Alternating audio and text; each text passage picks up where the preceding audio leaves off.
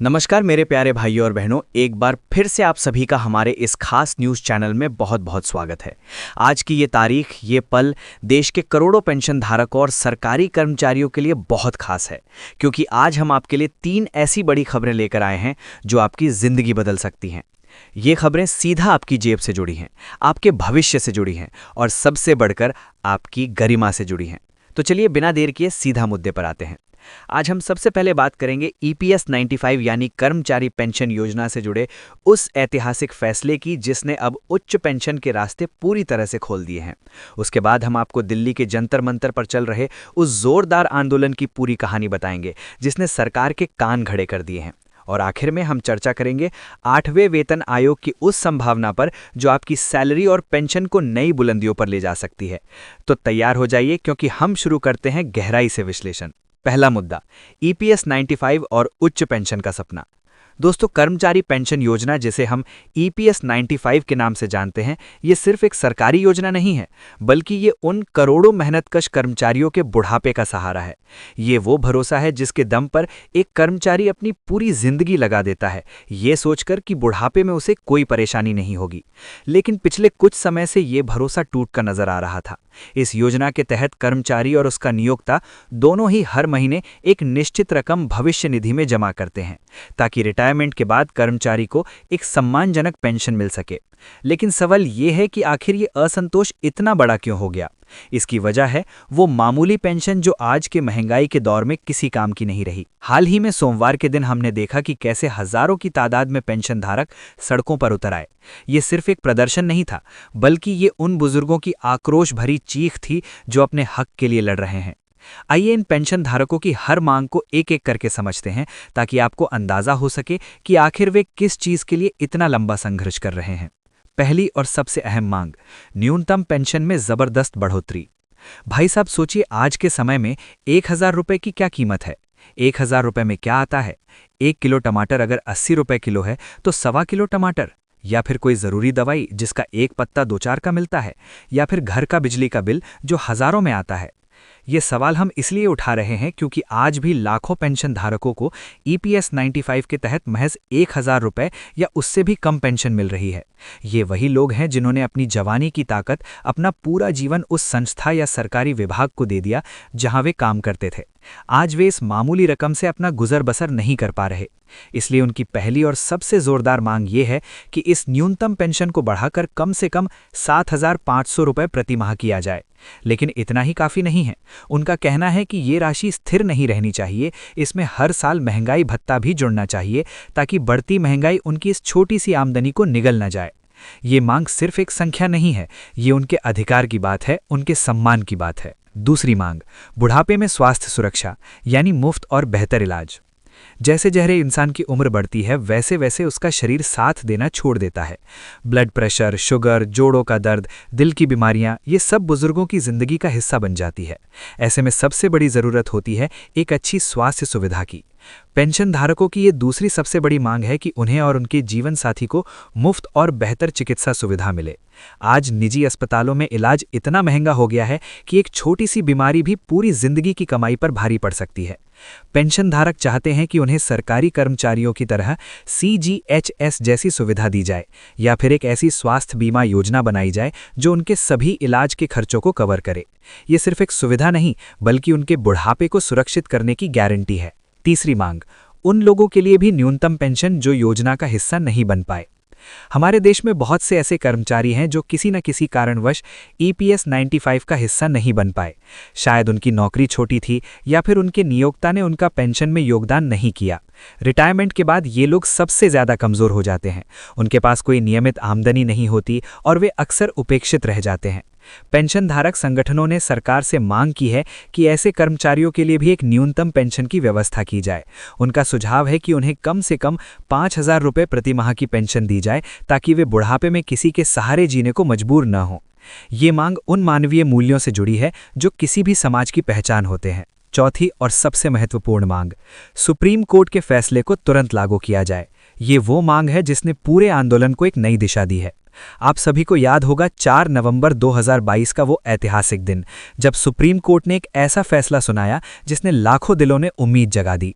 Court ने साफ कहा था कि पेंशन की गणना कर्मचारी की अंतिम सैलरी के आधार पर होनी चाहिए, न कि किसी सीमित राशि के आधार पर। पेंशन धारकों की मांग है कि इस फैसले को बिना एक पल की देरी किए तुरंत लागू किया जाए। पुराने फॉर्मूले को हटाकर उनकी पेंशन की गणना उनकी आखिरी सैलरी के अनुपात में की जाए। यही सच्चा न्याय होगा।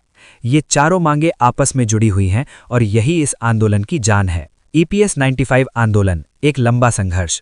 अब हम समझते हैं कि यह आंदोलन इतना लंबा क्यों चल रहा है और इसकी जड़ें कहां तक जाती हैं।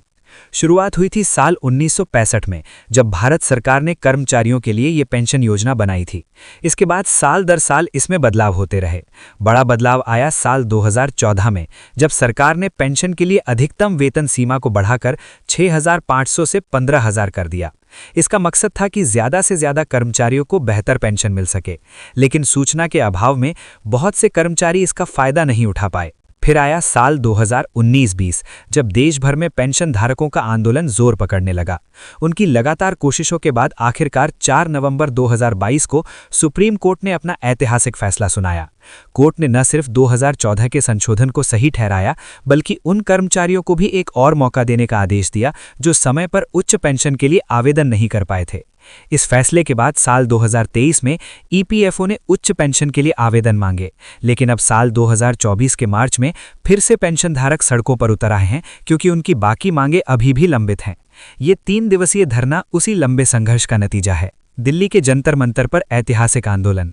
और अब बात करते हैं उस जगह की जहां आज पूरे देश की नजरें टिकी हैं, दिल्ली का ऐतिहासिक जंतर मंतर।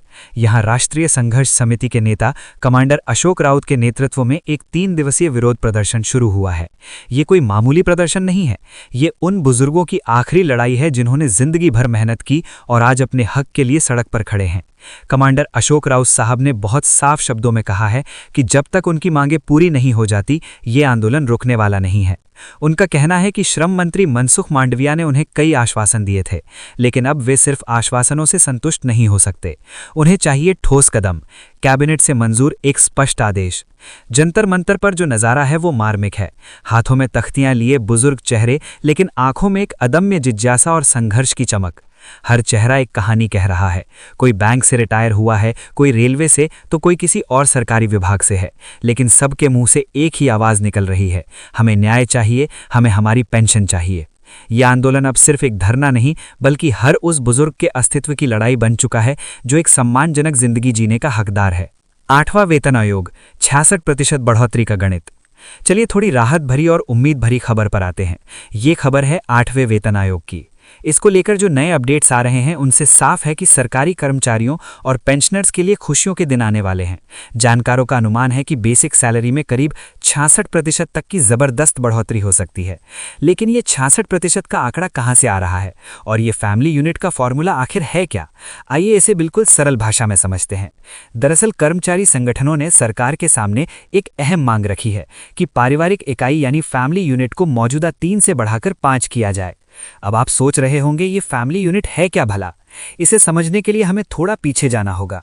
साल 1956 में 15वें भारतीय श्रम सम्मेलन में एक फॉर्मूला तय किया गया था।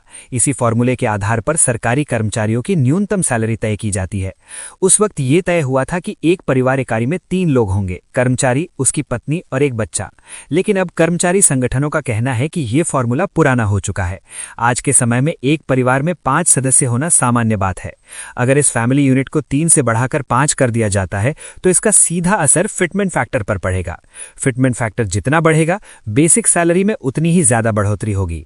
इसी गणित से अनुमान लगाया जा रहा है कि सैलरी में 66% तक का उछाल आ सकता है। यह सिर्फ एक अनुमान है, लेकिन अगर यह सच होता है तो यह सरकारी कर्मचारियों के लिए एक तोहफे से कम नहीं होगा।